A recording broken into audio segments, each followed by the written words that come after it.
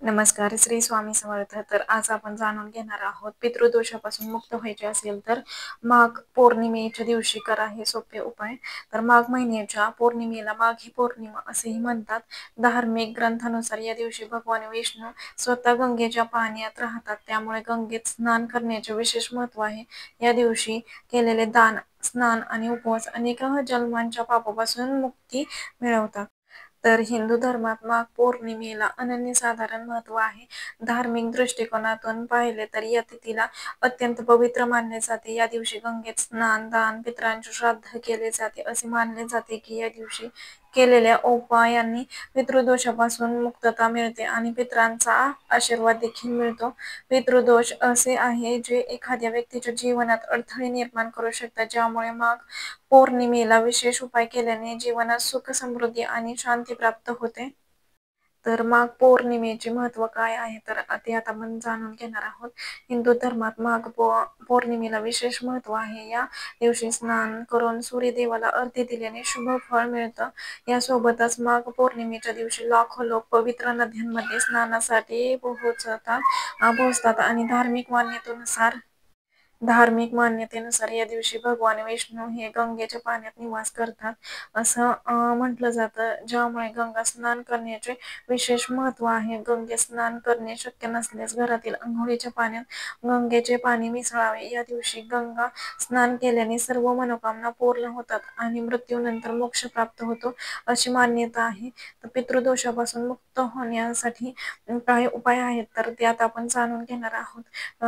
जर तुमच्या घरात एखाद्या व्यक्तीला कामात, इतर ठिकाणी सतत अडथळे येत असतील, आर्थिक अडचणींचा सामना करावा लागत असेल किंवा कुटुंबात अशांतता असेल, तर त्याचे कारण पितृदोष असू शकते.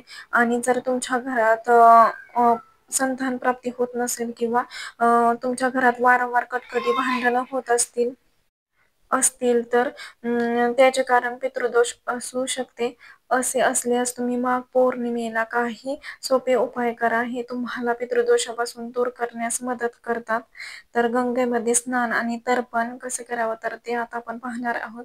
तुम्हाला जर पितृदोष असेल तर माघ पौर्णिमेच्या दिवशी पवित्र नदीत, विशेषतः गंगेत स्नान करावे. शक्य नसल्यास अंघोळीच्या पाण्यात गंगाजल मिसळून घरीच अंघोळ करावी. त्यानंतर पितरांसाठी तर्पण विधी करावे आणि पाण्यात तीळ अर्पण करावे. सूर्याला जल अर्पण करावे. तर सूर्याला जल अर्पण करताना कोणता मंत्र म्हणायचा तर ते आता मी तुम्हाला सांगते. ओम पिताभ्य नमः, ओम पिताभ्य नमः या मंत्राचा तुम्ही 3 वेळा नामजप करत सूर्याला अर्घ्य द्यायचा आहे. असे केल्याने पितरांचा आशीर्वाद मिळतो आणि कुटुंबात सुख शांती टिकून राहते असं मानण्यात येते. तर माघ पौर्णिमेच्या दिवशी दिवा कुठे लावायचा तर ते आता आपण पाहणार आहोत. तर माघ पौर्णिमेला तुम्हाला तुमच्या दक्षिणेला एक दिवा लावायचा आहे. तो चौमुखी दिवा प्रज्वलित करून पितृस्तोत्र, पितृकवच किंवा गजेंद्र मोक्ष स्तोत्राचे पठण करावे. यामुळे पितर प्रसन्न होतात आणि जीवनात आनंदाचे वातावरण निर्माण होते.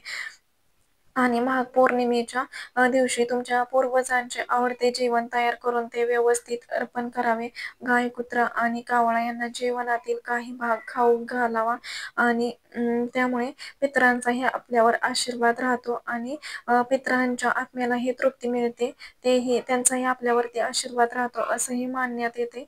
आता चंद्राला जल अर्पण कसं करावं तर रात्री सूर्योदयानंतर चंद्राला कच्चे दूध आणि पाण्यात पांढरे फूल ठेवून ते पाणी अर्पण करा. यामुळे मानसिक शांती मिळते आणि पितृदोषही दूर होतात. पुरतं इतकंच. झालेली सेवा मी महाराजांच्या चरणी रुजू करते. आणि व्हिडिओ आवडला असेल तर लाईक करा, शेअर करा आणि चॅनेलवरती नवीन असाल तर सबस्क्राईब करा. धन्यवाद.